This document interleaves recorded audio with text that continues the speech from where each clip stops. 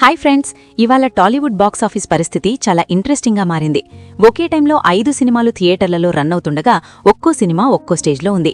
ఒకటి 20వ రోజులో ఉంది, మరొకటి ఇంకా 7వ రోజులోనే ఉంది. అయినా కూడా అన్ని సినిమాలు తమ తమ స్థాయిలో పోరాడుతున్నాయి.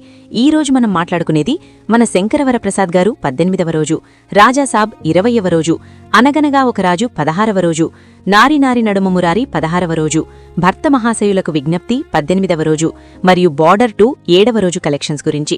ముందుగా మెగాస్టార్ సినిమా మన శంకరవరప్రసాద్ గారు గురించి మాట్లాడుకుందాం. 18వ రోజుకొచ్చేసరికి సాధారణంగా ఏ సినిమా అయినా బాగా స్లో అవుతుంది, కానీ ఈ సినిమా మాత్రం ఇంకా స్టడీగా నడుస్తోంది. ఈ రోజు కూడా తెలుగు రాష్ట్రాల్లో మంచి ఆక్యుపెన్సీ కనిపించింది.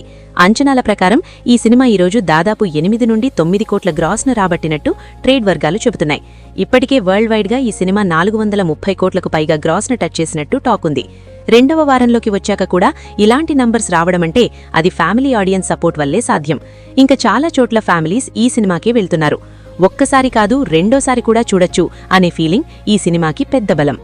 ఇక రాజాసాబ్ విషయానికి వస్తే ఇదిప్పుడు 20వ రోజులో ఉంది. మొదటి వారం తర్వాత ఈ సినిమా బాగా స్లో అయిపోయింది. అయినా కూడా ప్రభాస్ పేరు మీద నడుస్తున్న కొన్ని థియేటర్లలో ఇప్పటికీ షోలు కొనసాగుతున్నాయి.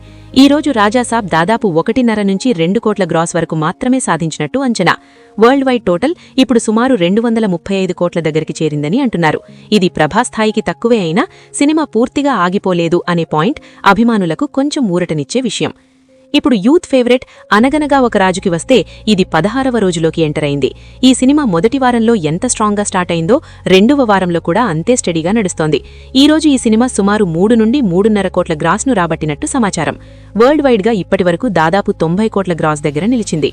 నవీన్ పోలిశెట్టి వన్ మ్యాన్ షోగా నడుస్తున్న ఈ సినిమా యూత్తో పాటు ఫ్యామిలీస్ని కూడా ఆకట్టుకుంటోంది. పెద్ద హీరోల సినిమాల మధ్య ఇంత స్టేబుల్గా నిలబడడమంటే చిన్న విషయం కాదు. నారి నారి నడుమ మురారి కూడా ఇప్పుడు 16వ రోజులో ఉంది. ఈ సినిమా మొదట్లో సైలెంట్గా స్టార్ట్ అయింది, కానీ మెల్లగా పికప్ అయింది. ఫ్యామిలీ ఆడియన్స్ ఈ సినిమాను ఆదరిస్తున్నారు. ఈ రోజు ఈ సినిమా దాదాపు 2.5 కోట్ల గ్రాస్ వరకు రాబట్టినట్టు అంచనా. వరల్డ్ వైడ్గా ఇప్పటివరకు దాదాపు 60 కోట్ల గ్రాస్కు చేరుకుంది.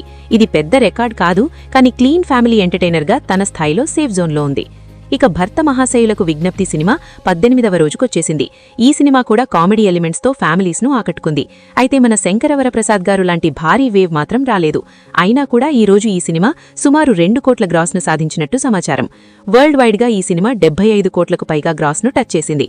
రవితేజ మార్క్ కామెడీకి ఒక సెక్షన్ ఆడియన్స్ ఇప్పటికీ థియేటర్లకు వస్తున్నారు. ఇప్పుడు కొత్తగా వచ్చిన బార్డర్ 2 గురించి మాట్లాడుకుందాం. ఇది ఇంకా 7వ రోజులోనే ఉంది. మొదటి వారం పూర్తయ్యేలోపే ఈ సినిమా మంచి బజ్ క్రియేట్ చేసింది. ముఖ్యంగా నార్త్ ఇండియాలో ఈ సినిమా బాగా ఆడుతోంది.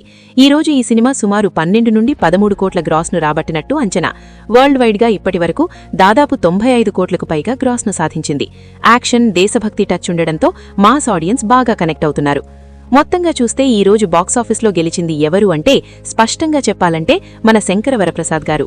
18వ రోజుకు వచ్చి కూడా దాదాపు 9 కోట్ల గ్రాస్ అంటే అది మామూలు విషయం కాదు. అదే సమయంలో బార్డర్ 2 కూడా తన దశలో స్ట్రాంగ్గా ఉంది. రాజాసాబ్ మాత్రం ఇంకా కొన్ని థియేటర్లలో మాత్రమే నడుస్తూ నెమ్మదిగా ముగింపు దిశగా వెళ్తోంది.